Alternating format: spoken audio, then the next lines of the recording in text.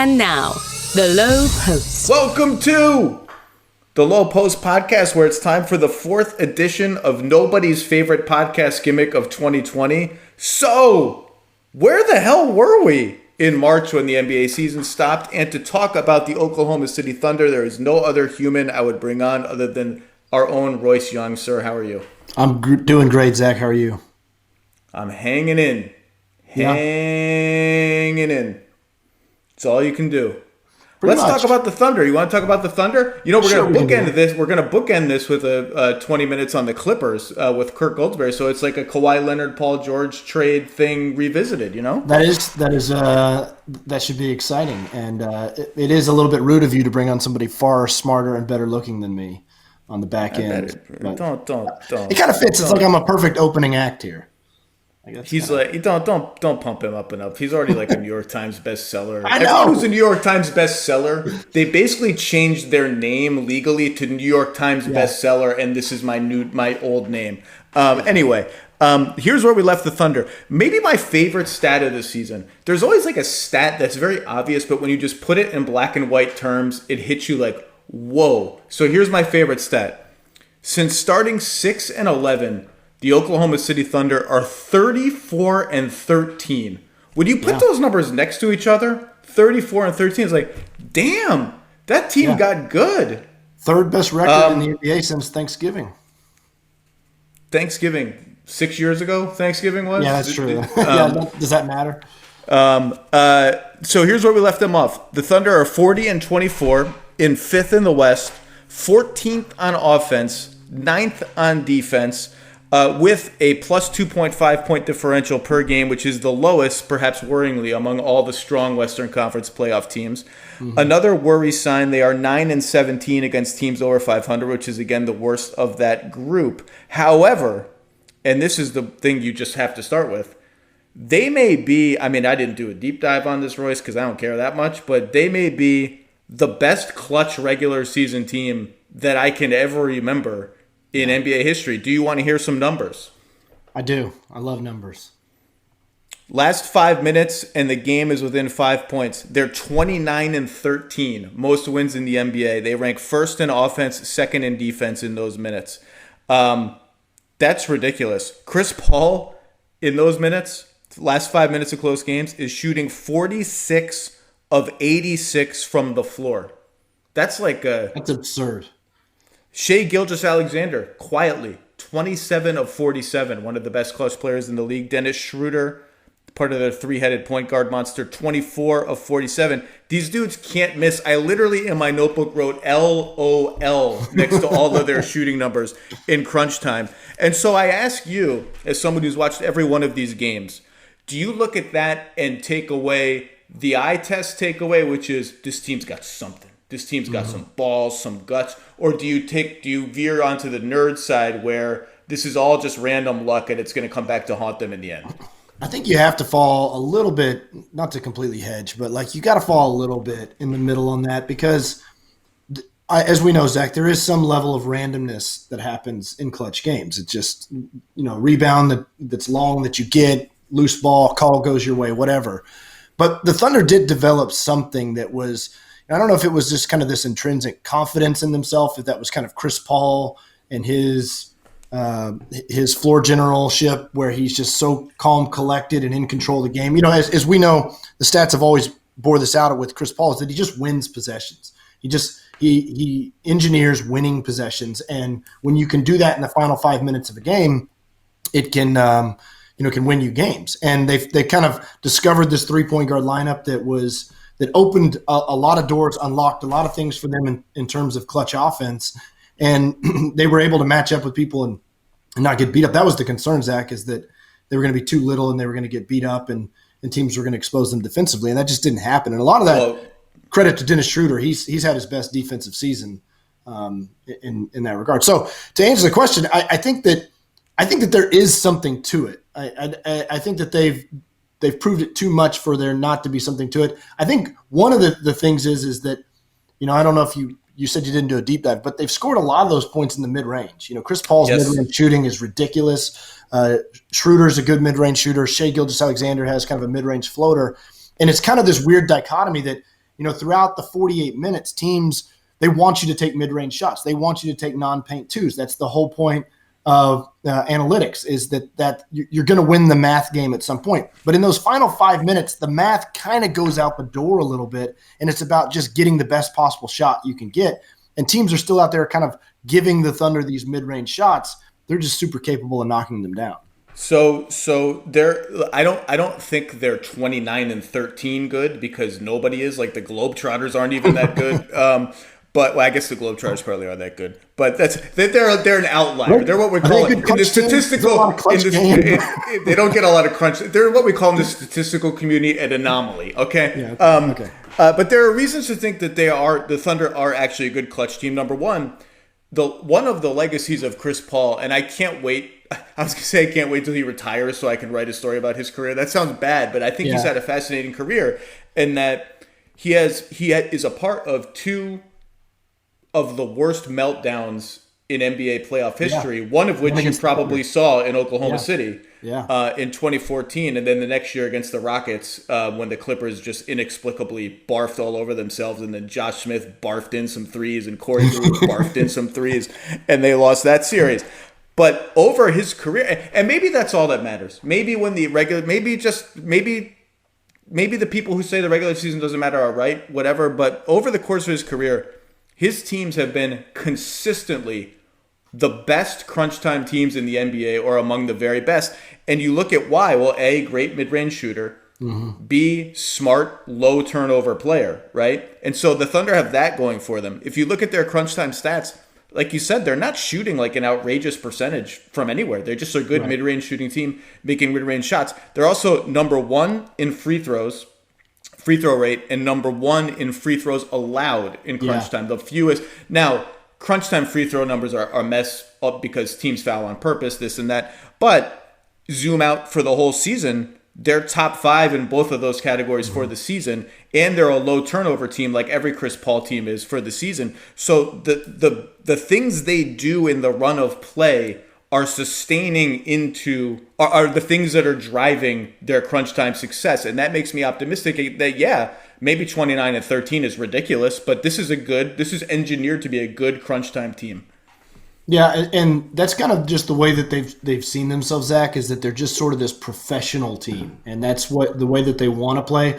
This has sort of been the fantasy of Sam Presti for a long time, is to sort of have this type of team where it's sort of Spurs-esque, it's well run, well organized, and they play together, they share the ball.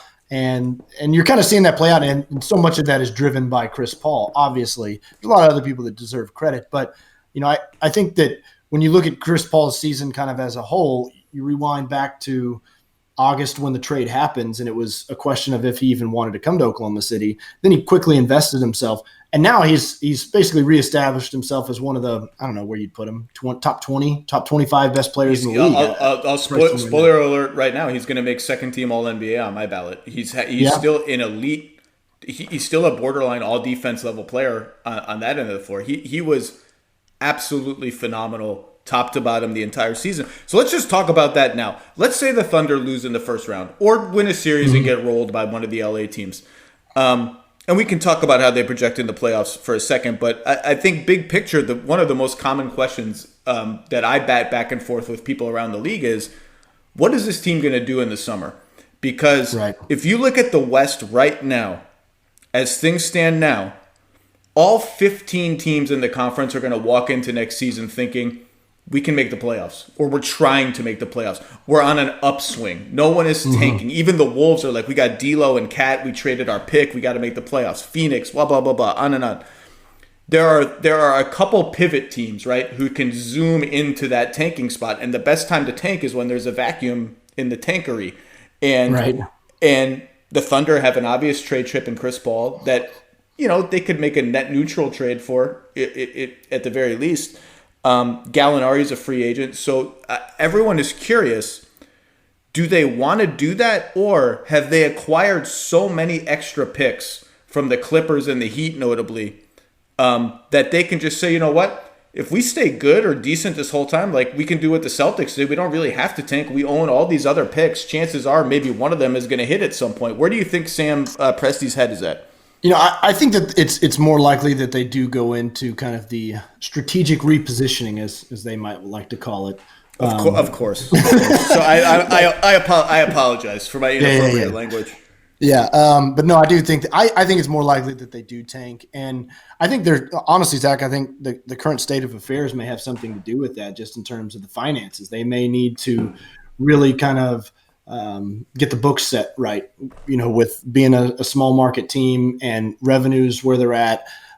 Even if they looked at this team right now and they said, okay, look, Danilo Gallinari, let's bring it back and let's go at it another season. We like this team. It was fun. It was good for the fan base.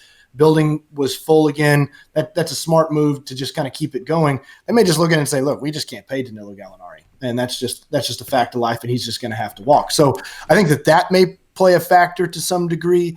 I think the biggest hook to this whole thing is just what does happen with Chris Paul. He's going to have 2 years left on his deal, and he's a difficult player to trade. There's a lot of people that believe that the Thunder would have to incentivize a trade. I can tell you the Thunder aren't going to do that. They're more willing to let Chris Paul play out his contract than they are to incentivize. What you just said, that's the leverage that comes with owning all of those picks, is they can say, you know what? We don't have a huge degree of urgency to get crappy. Like, we're not going to make a crappy deal just for the sake of getting crappy. Right. We can hold on to Chris and be okay.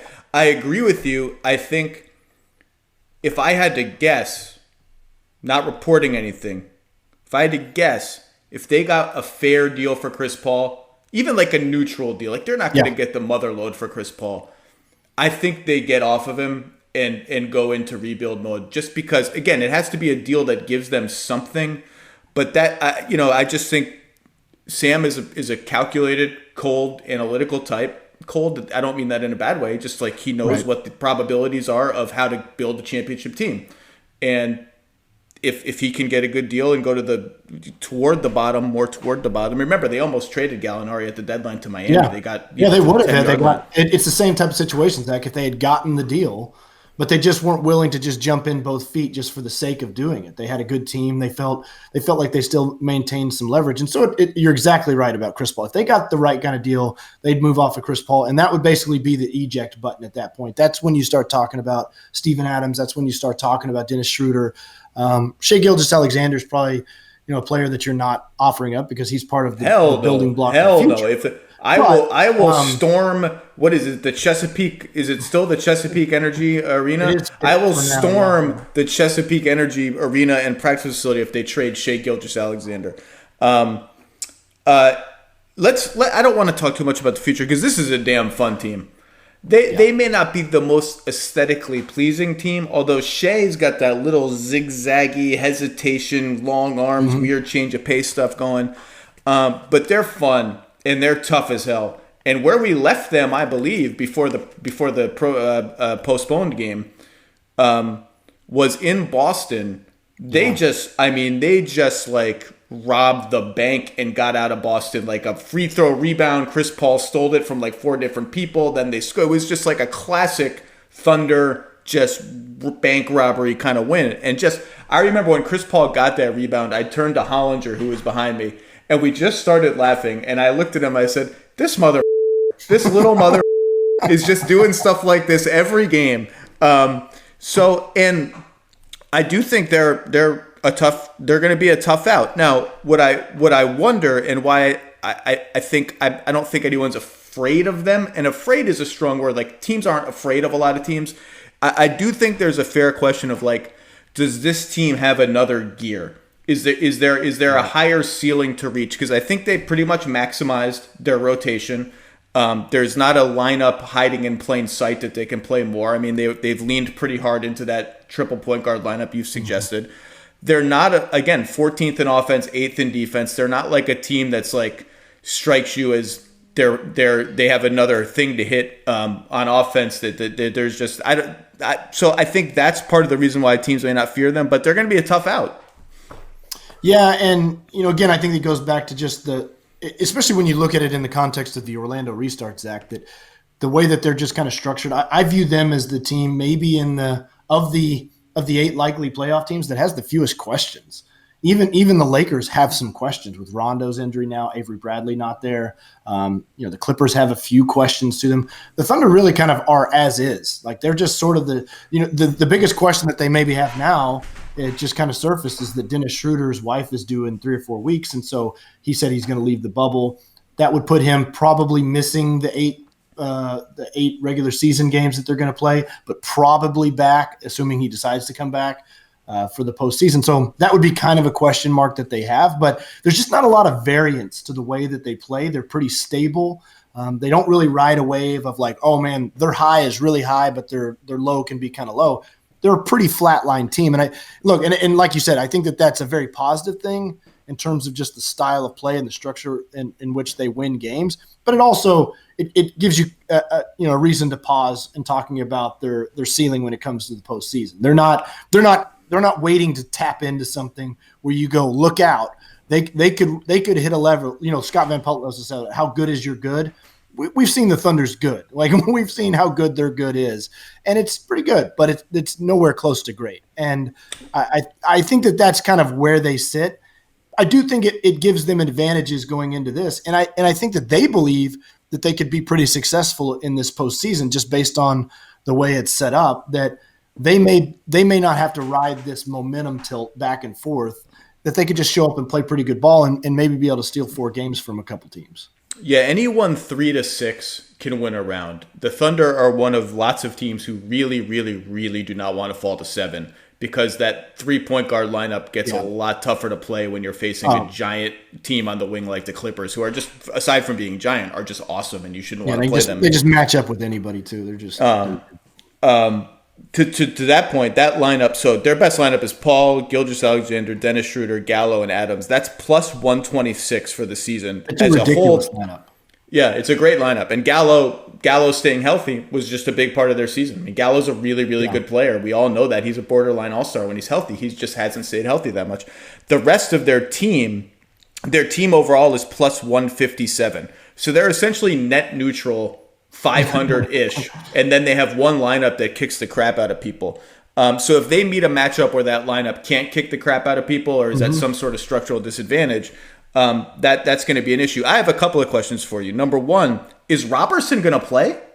It sure sounds like it, and there's some really positive signs coming out of practices. He's practiced in every one of them so far, which is a huge step forward. Zach, if you think back to beginning of the season where he himself, the day before training camp started, said he was full go, and then the first practice happens and he doesn't practice in it, so he was not full go. And he struggled to ever stay on the court, really couldn't get to a point where he was doing contact stuff. He's doing contact stuff.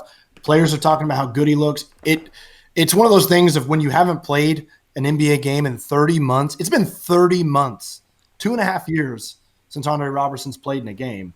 You kind of have to sit there and say, I'll believe it when I see it. But it's trending in a direction where it certainly looks like not only is he going to be available to play, but they're talking as if he's going to be part of a possible rotation. Well, I see a why not opportunity for him in that I would guess that they keep Dort in the starting 5 as the 3. But the opportunity I see for Robertson is backup power forward because that's been Darius Bazley for most of the season. Then he got injured. I mean, he's a rookie. I think Darius Bazley has a nice feel for the game. He's got a chance to be a good rotation player. He's not right now. No, very few rookies are. When he got hurt, they just sort of cobbled together, an Abdel Nader minutes here or there, going a little smaller with Hamidou Diallo. Like, to me, Robertson has played some small ball 4 before. He actually has more big man skills on offense than perimeter skills. It's not close. That's an opportunity I could see for him. And that was my follow-up question is, like, what are they going to do when Gallinari is on the bench? What do you think is their best sort of plan for those minutes? Yeah, I think that's a great point. And also just in terms of where Robertson is physically, I think it probably makes sense for him to scale up to playing some 4. I don't want to call him a stretch 4 because he's certainly not – the stretch element does not exist in his game there. But he's kind of that – you can put the ball in his hands. You can run him as a pick and roll guy. You can hit him with a pocket pass. He's a good cutter, smart player. He's a smart offensive player. He just lacks some necessary skills to be one big one. One critical one there. But then again, if you listen to them, he's been working a lot on his shooting. That's what everybody always says when you're hurt. They're working on that. But yeah, I think that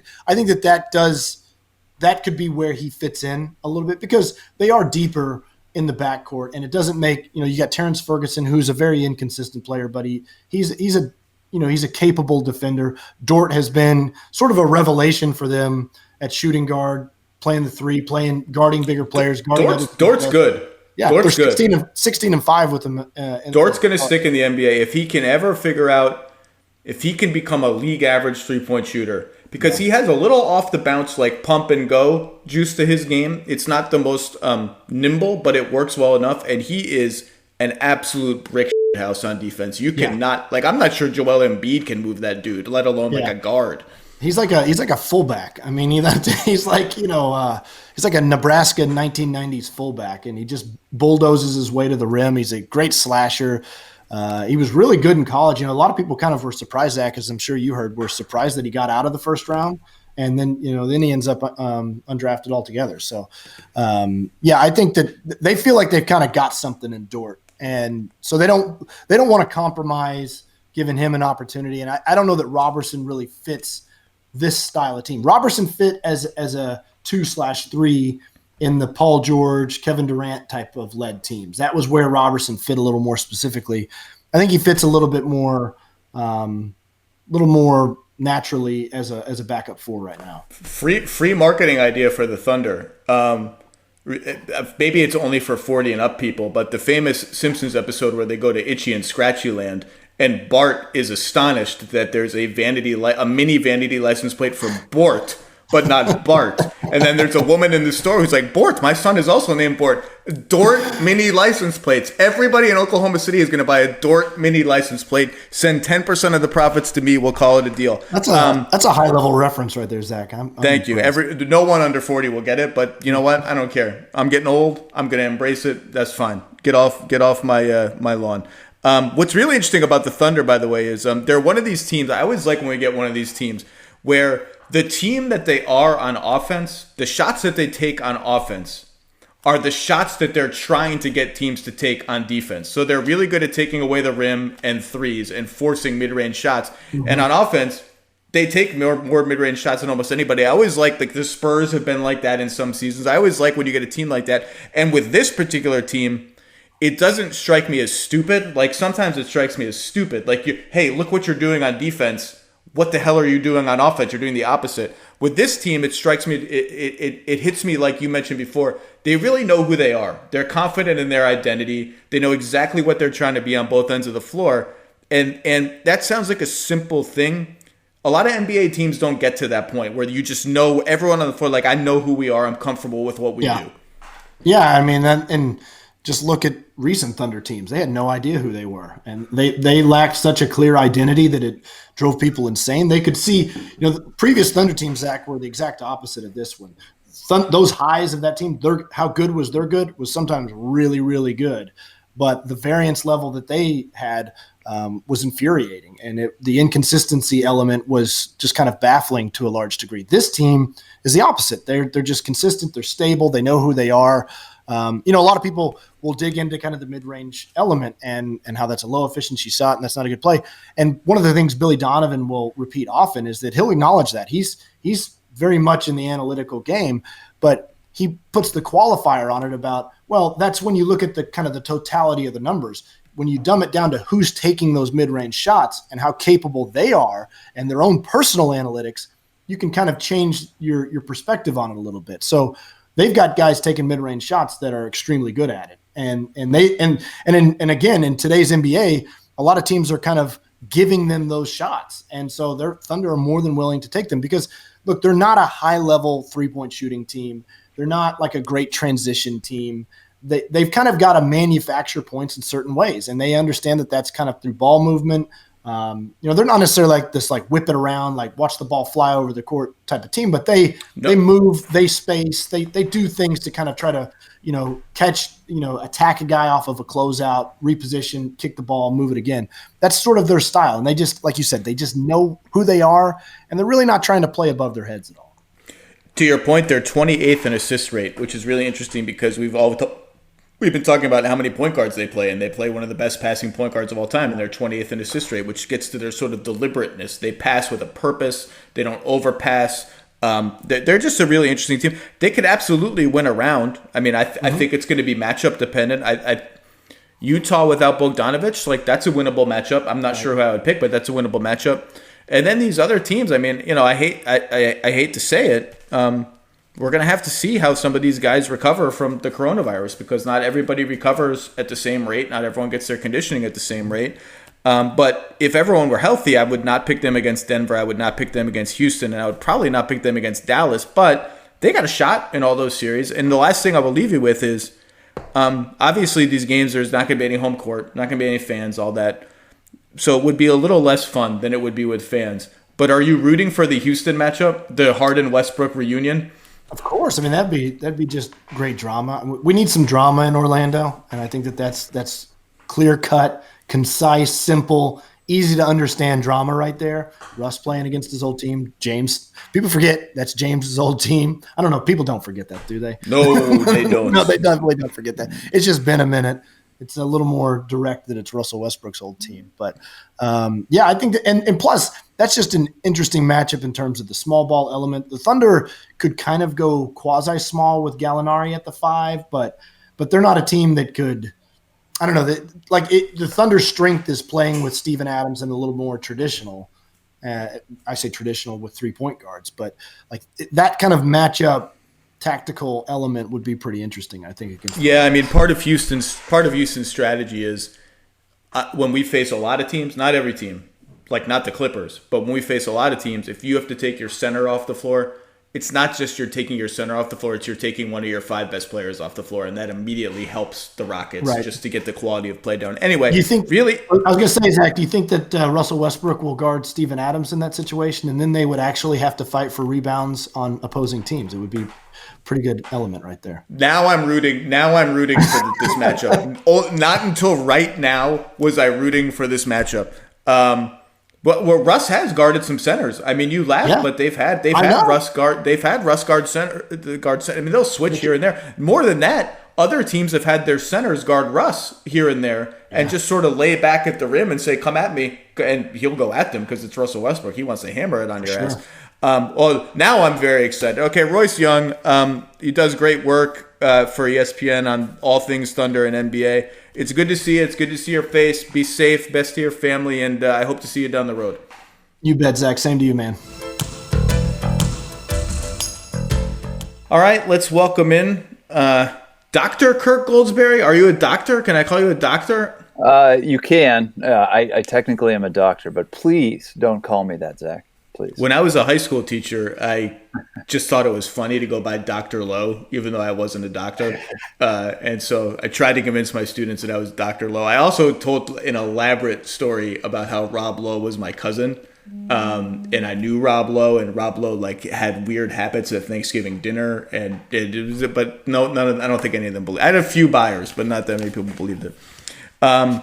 Kirk Goldsberry, let's talk about, so where the hell were we? The Los Angeles Clippers, 44-20, second in the West, plus 6.5 points a game, which is mighty nice considering various loads were managed to various degrees throughout the season. Third in offense and fifth in defense, which is interesting because I'm not sure. They don't seem like just an elite offensive powerhouse, and yet that's what they were, particularly when they had their star players on the floor. They were my pick to win the NBA championship at the moment they signed Kawhi Leonard and acquired Paul George. They remain my pick to win the NBA championship. They have a stylistic flexibility that I don't think any other team in the league can match. We can talk about some of the lineups that have barely played that I think could be part of their rotation. Mr. Goldsberry, what is interesting to you about where we left off the Clippers? I can't remember if you picked them to win the title. And are there, I guess what I'm zooming out, here's my, are there any holes you can poke? Is there anything that worries you about this team? They're a pretty sound team, Zach, for the reasons you point out. You read the Dean Oliver scriptures like I do. The first thing I look at is the offensive indicators and the defensive indicators, and they are both very good. I think they're one of two teams with a top 5 offense and defense, the other one being the Lakers. When you talk to people around the league, they're quick to say maybe they're a little small up front. Maybe Zubats and Harrell aren't Tim Duncan and David Robinson when it comes to rim protection. But when you look at the stats, they are literally the best rim protection team in the Western Conference. They give up the fewest shots in the restricted area in the Western Conference, just barely fewer than Rudy Gobert's Utah Jazz. So how's that for rim protection? So I don't see many. That was almost a Fizdale moment right there. You got very close to take that for data. Data or data? What did you say? Data? Take that for data. I was a member of the opposing team. That was the Grizzlies Spurs playoff series when Clipper Kawhi Leonard was, really coming into his own as a superstar in that series. And Fizz coached a heck of a series. So yeah, as the data guy on the other team, I believe he said take that for data. And man, he coached a really good series that time. But that's a story for another time. I don't see many holes, Zach, to answer your question. Like you said, great two-way team, a lot of versatility, a fantastic bench. I don't see a lot of holes. A good coach.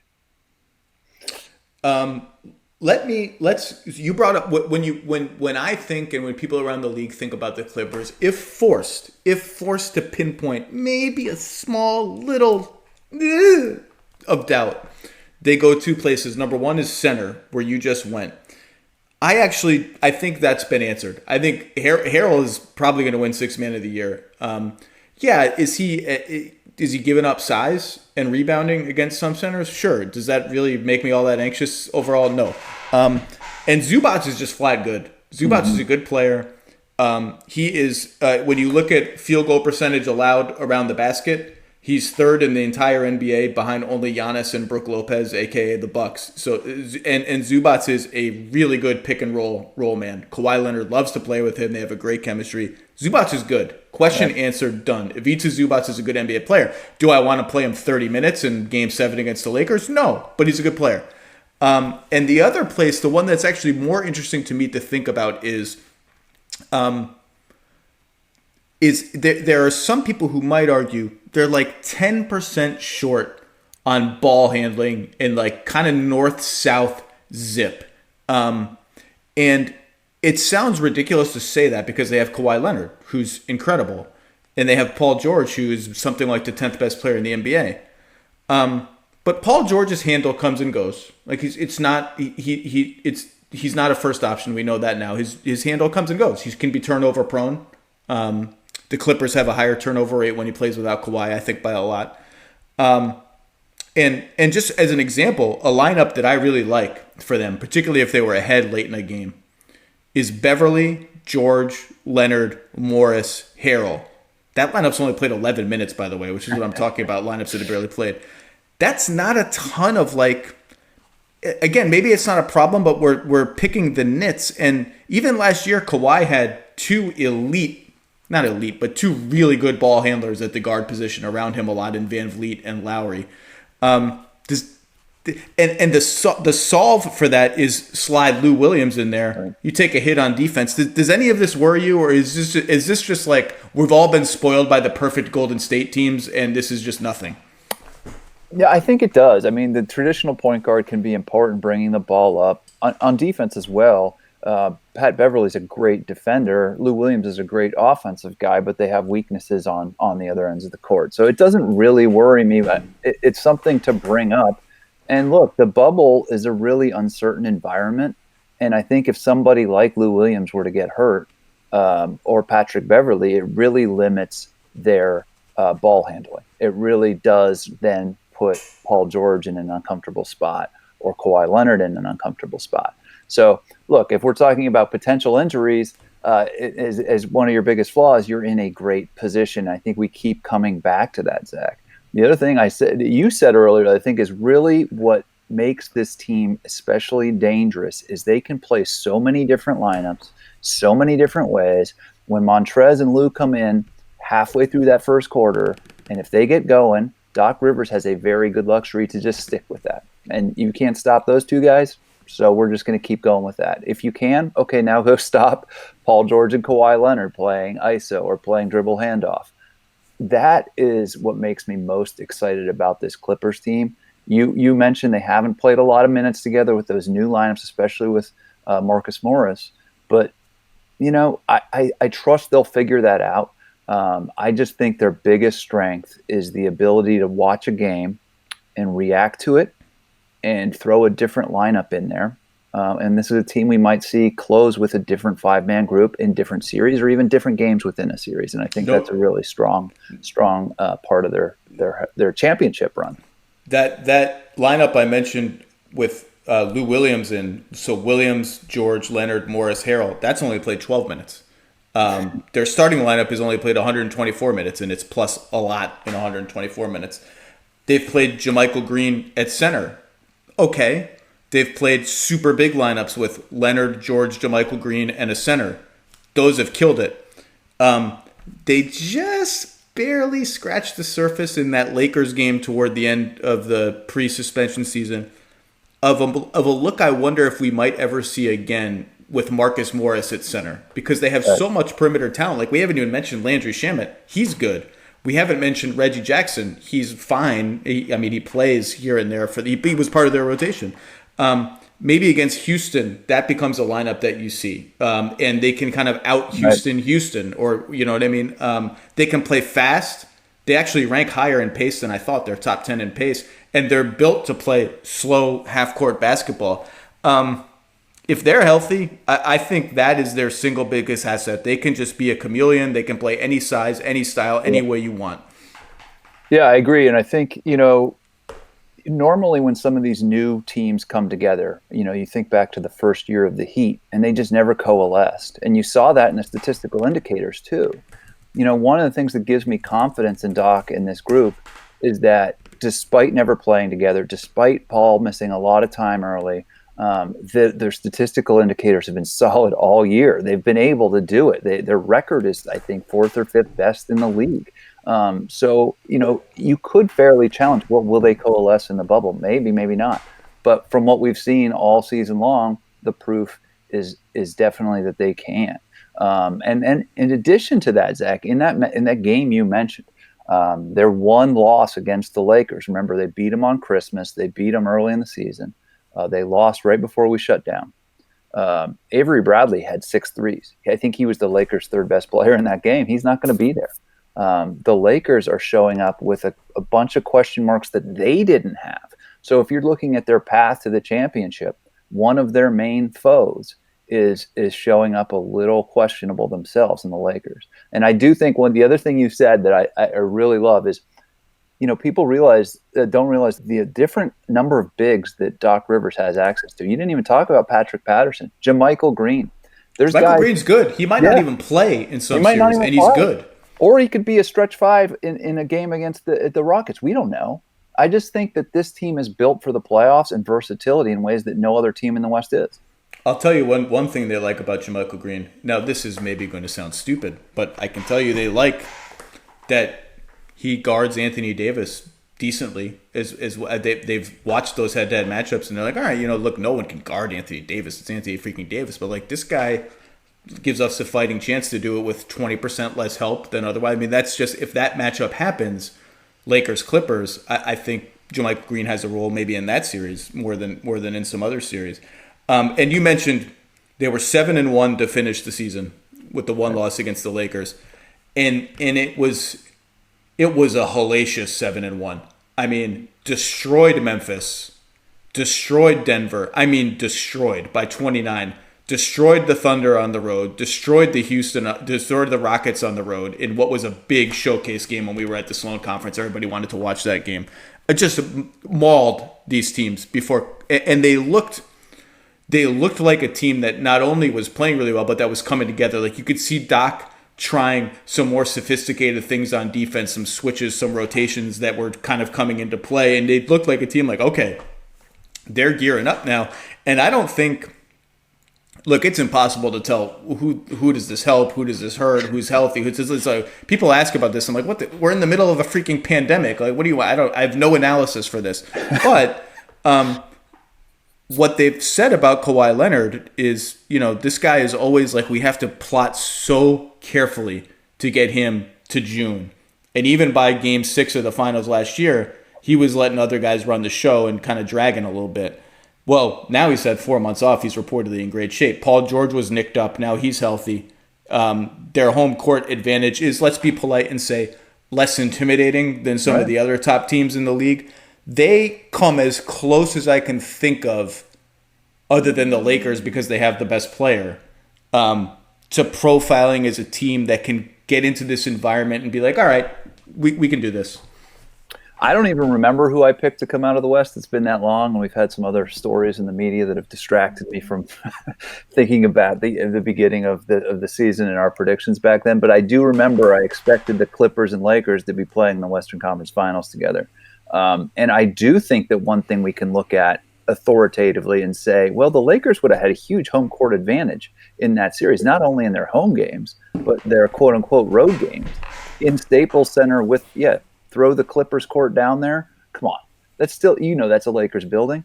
And that's gone now. And so I do think we can say, well, it's kind of a neutral site. So there goes one of the Lakers' advantages. And I keep coming back to it. I just think this team is the best, most versatile two-way team in the Western Conference, Zach. I think they can beat you several different ways with several different players having big nights, one game to the next, and it's terrifying.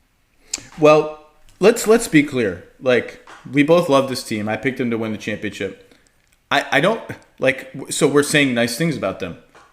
They are not unbeatable by any means. They are in a tier with the Lakers and the Bucks, who are incredible teams. The Bucks on a historic pace. The Lakers with the best tandem in the NBA. Either of those teams could beat the Clippers. Let's be clear about that. I just happen to like the Clippers a hair more than those other teams. But they're not unbeatable. They do have weak spots. And more than that, those teams are awesome. But I do think those three teams are in a tier of their own. I would be absolutely blown away if anyone else in the West beat the Clippers, provided the Clippers stay healthy, blown away. And then I think the next teams below them that are sort of like puncher's chance kind of teams, I think are all in the East. I think Boston, Toronto, and the apex version of Philly, and everybody knows I can't quit Philly. Can't quit Philly. Not giving up the dream. Philly, I can't quit Philly. I think Houston is the one that maybe belongs in that conversation. Yeah. It's just a team with a wild upside, but Denver, Utah, OKC, even Dallas, I think those East teams are better. So I just think Milwaukee, LA are the first tier, and again, I just happen to like the Clippers, but those two other teams. I mean, you've been on the Bucks for a long time. I think you picked the Bucks to win the title. Obviously, nobody would be surprised if they did that. They're amazing. Well, it's a simple bet. I mean, if you look at their path, they're going to get there. I'm no Bob Bulgaris, but I think they're going to come out of the East relatively to their opponents. They have a much easier path than either of the teams in the West. But look, here's the issue in the West. There's a team. You said they killed the Thunder, and the Thunder were playing so good then. Oh man, I fell in love with the Thunder. I know you're talking to Royce about the Thunder. But that's a team I got my eye on in that second tier in the West. And then, playing the Rockets, you have no idea what's going to happen. It's kind of like spinning a roulette wheel. You have no idea. If they go 17 of 35 from 3 one game, you're going to lose. And that's just how they approach the game. And that brings a lot of stress to a lot of coaches I know. Okay, Daryl Morey and Mike D'Antoni and James Harden just bring randomness into the NBA playoffs. Russell Westbrook brings energy. I would not want to see the Houston Rockets in the first round if I'm the LA Clippers. Then they might, depending on what happens in these seeding games. That's a real possibility, and I kind of want to see that. I'm still taking the Clippers. That said, I think the East is pretty locked up, although Nick Nurse and the Toronto Raptors deserve more respect than they're getting right now. I'm taking the Bucks coming out of the East and probably the Clippers coming out of the West. I can't remember if I mentioned Boston, but they're in that tier as well. Yeah. But I agree. I've been on the Raptors all year. I think the Raptors are legitimate. I think what I've said about the Bucks is someone is going to push them hard in the East. I'm going to pick the Bucks to come out of the East, but I don't think it's going to be the cakewalk that their numbers suggest it'll be. I think they're going to be in a high leverage game 6 or maybe even a high leverage game 7 against one of these teams. Well, my favorite thing you wrote this year was about Bam. And I wrote on ESPN after staring at the numbers. You did. I think that if I'm the Milwaukee coaching staff or the front office, I'm terrified of the Miami Heat in the second round. Do you think, Zach, that Bam can do a little bit of what Kawhi did last year to Giannis or no? I think Bam is top 3 option in the NBA to guard Giannis. And I actually was watching some film of Bam, the Heat yesterday for a piece I'm working on for tomorrow. And like the guy just moves his feet so well. And I in fact I watched film specifically of Bam versus the Heat or Bam versus the Bucks, and like he's tailor made for that matchup. My thing with Miami is sort of I think Miami.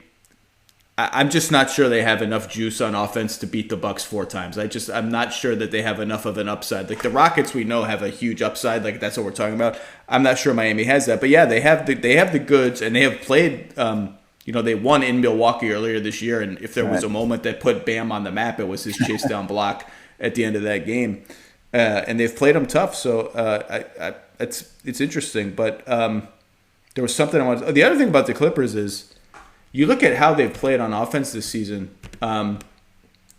They are 14th in 3-point percentage, 20th in 3-point accuracy from the corners, 17th in shooting at the rim, 16th on long twos. It just feels like as good as their offense has been, if they hit shots, they have a little bit of an uptick to get to because they're a better shooting team than that. I was surprised when I looked at those numbers. In their rotation, will have more Paul George in it, and it'll have more Marcus Morris, I think, if he shows up to the bubble as we expect him to in the coming days. But, yeah, I think the Marcus Morris addition gives you the corners that maybe you didn't get, assuming Landry Shamit's able to contribute. I'm not worried about their 3-point shooting, although that is a fair thing to bring up. Again, this is a top 5 offense during the regular season. And, look, let's talk about matchups in a potential Lakers series for a second. Is there any pair of guys you'd rather throw at LeBron James in the NBA than Paul George and Kawhi Leonard? I mean, it's just a great pair of guys to throw at him. And, oh, by the way, Marcus Morris. So I think they just are really tailor-made for that Lakers matchup. And, again, it might come down to Anthony Davis versus Paul George or Anthony Davis's ability to attack Montrezl Harrell or Zubats in the paint.